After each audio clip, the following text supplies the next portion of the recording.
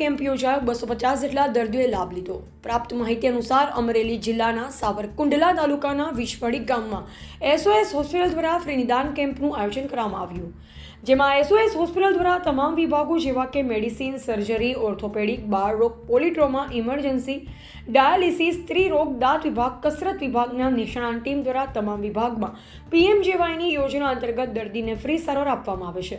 આ આયોજન SOS હોસ્પિટલની ડોક્ટર ટીમ દ્વારા વિચપડી ગામમાં આહિર સમાજની વાડીમાં ફ્રી નિદાન કેમ્પનું આયોજન કરવામાં આવેલ, જેમાં 250થી પણ વધારે દર્દીઓએ ભાગ લીધો, જેમાં દરેક વિભાગના ડોક્ટરની ટીમ દ્વારા વિચપડી ગામના સમસ્ત સમાજના આગેવાનો દ્વારા ખૂબ સહકાર પણ મળ્યો।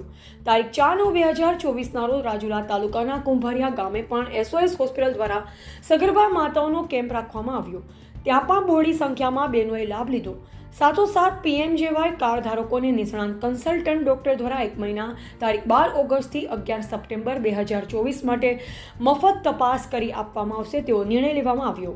રિપોર્ટર કિનલ પંડ્યા, જિલ્લા બ્યુરો ચીફ, અમરેલી।